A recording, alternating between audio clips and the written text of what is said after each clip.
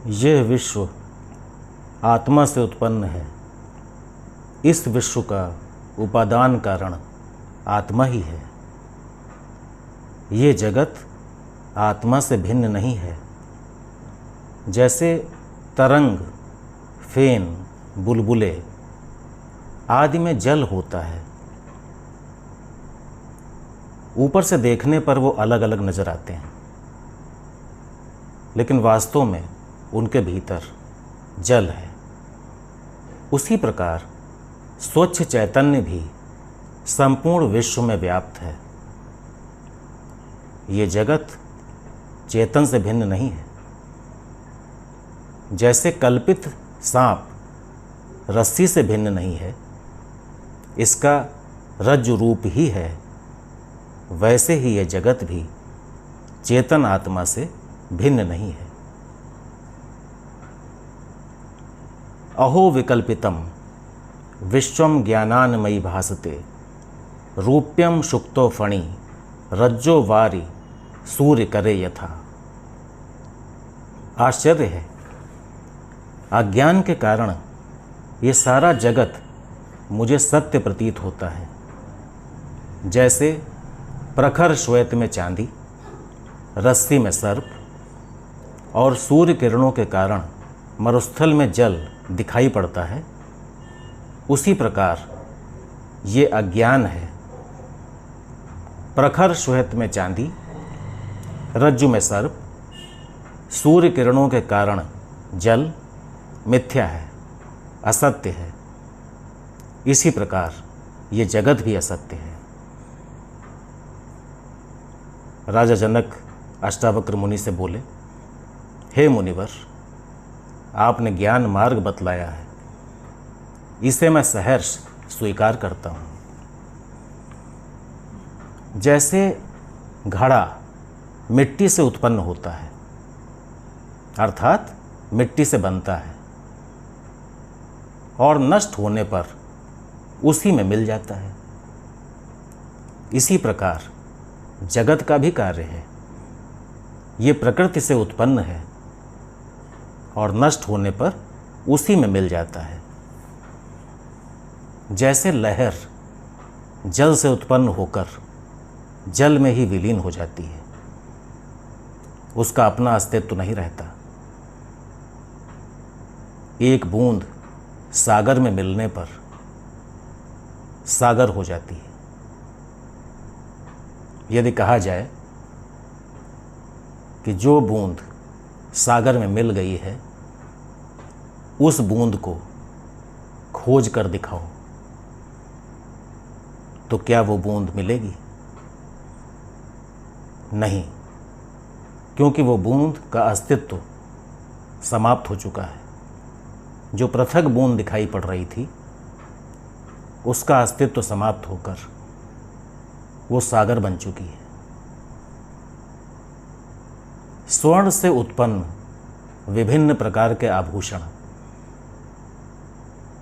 आकार अलग अलग है, किंतु जब सुनार उनको गला देता है, फिर स्वर्ण बनता है। उसी प्रकार ये जगत और आत्मा है। ये जगत उत्पन्न होता है, लय होता है। चेतन आत्मा से न तो जगत उत्पन्न होता है, न उसमें लय होता है, क्योंकि जगत जड़ है और आत्मा चेतन है। चेतन से न जड़ की उत्पत्ति होती है और न वो उसमें मिलता है। हे मुनिवर, सारा जगत मुझसे ही उत्पन्न होता है और मुझ में ही लय हो जाता है। जैसे मिट्टी से बना हुआ घड़ा फिर मिट्टी में विलीन हो जाता है।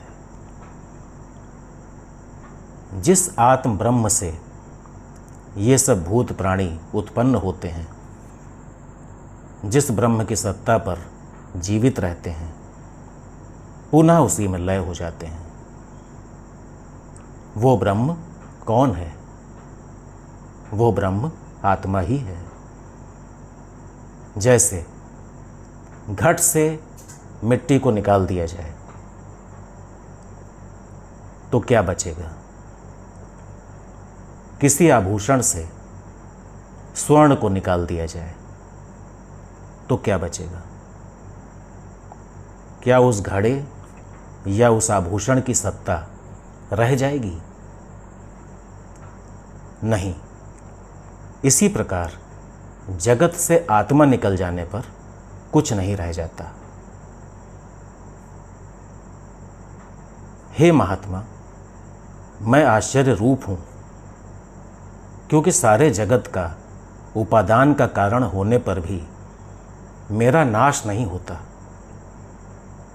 इस कारण अपने आप को आश्चर्य रूप में मैं मानता हूं और नमस्कार करता हूं। ब्रह्म या आत्मा सदा अविनाशी है।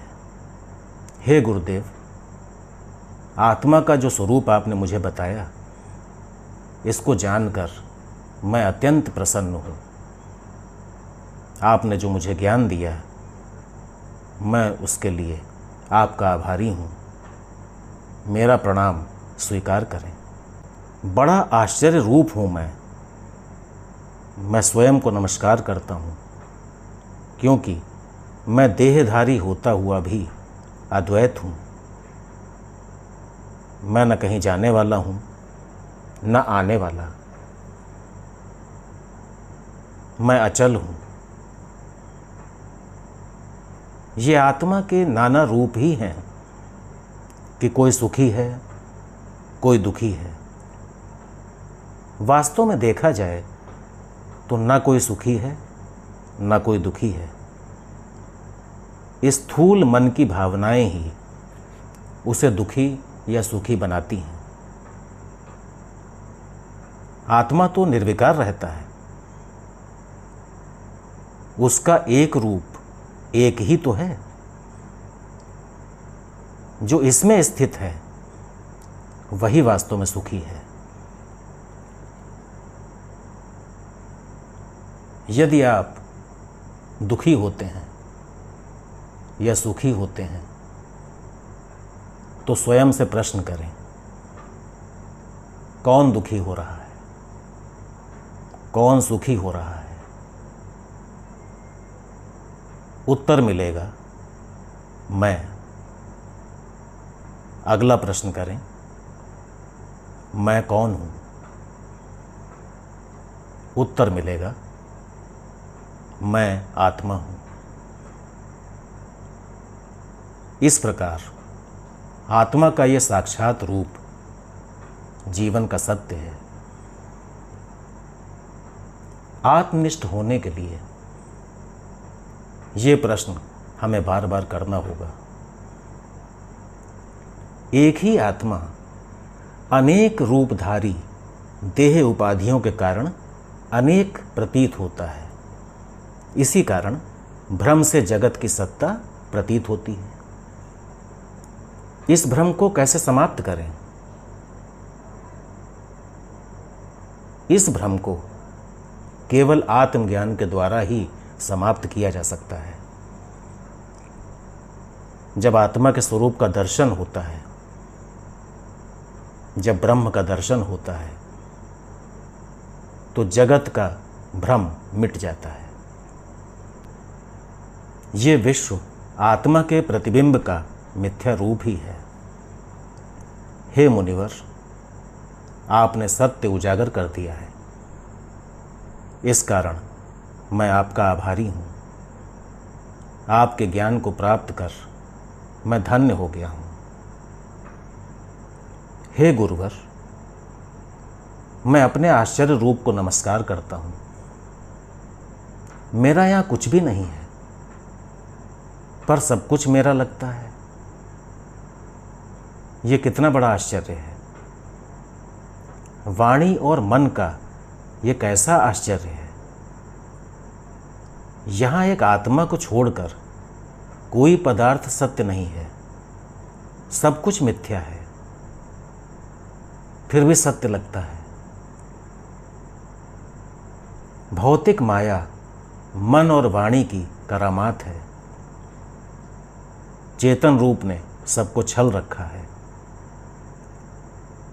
सबकी मृत्यु अनिवार्य है। ये सत्य जानने के पश्चात भी मनुष्य लोकैषणा में व्यस्त है, संसार में व्यस्त है, संसार को ही सत्य मान रहा है। ये सब माया का ही खेल है। माया जैसा ठग दूसरा नहीं है। जो ब्रह्म रूपी आत्मा को जान लेता है उसकी मृत्यु सुखदायी होती है। उसे मृत्यु का अनुभव नहीं होता, क्योंकि उसने जीवित रहते हुए ही उस परम सत्य को जान लिया है कि मेरी मृत्यु कभी नहीं हो सकती, क्योंकि मैं तो आत्मा हूँ और आत्मा अजर और अमर है, अविनाशी है। इस ज्ञान से मन को तत्काल परम शांति प्राप्त होती है और इस ज्ञान के द्वारा मनुष्य भव सागर को पार कर जाता है, वो ब्रह्मत्व को प्राप्त करता है। और यही जीवन का लक्ष्य है।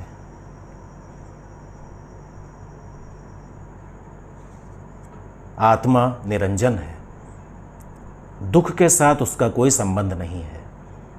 इसके बावजूद लोग कहते हैं हम बड़े दुखी हैं। वास्तव में जो द्वैत है, जो द्वैत का भ्रम है, उसी से दुख उत्पन्न होता है। निरंजन आत्मा को इस द्वैत भ्रम से दुख प्रतीत होता है, वास्तव में वो दुखी नहीं होता है। सत्य तो ये है कि जो कुछ भी द्वैत है, जहाँ पर दो है, वो सब मिथ्या है। सत्यबोध रूप आत्मा का ज्ञान ही इस दुख की निवृत्ति है। इस दुख को समाप्त करने का एकमात्र रास्ता है। इसके शमन का कोई और उपाय नहीं है। नित्य ज्ञान स्वरूप जो मैं हूँ, सो मैं ही अज्ञान के द्वारा सारे प्रपंच का कारण हूँ।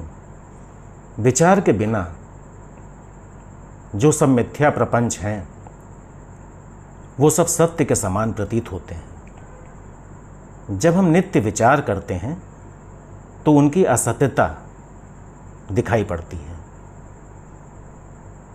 राजा जनक बोले, अब मैं अपने स्वरूप चैतन्य में प्राप्त होकर जीवन मुक्ति का अनुभव कर रहा हूँ। हे गुरुवर, मेरी स्थिति निर्विकल्प रूप में है।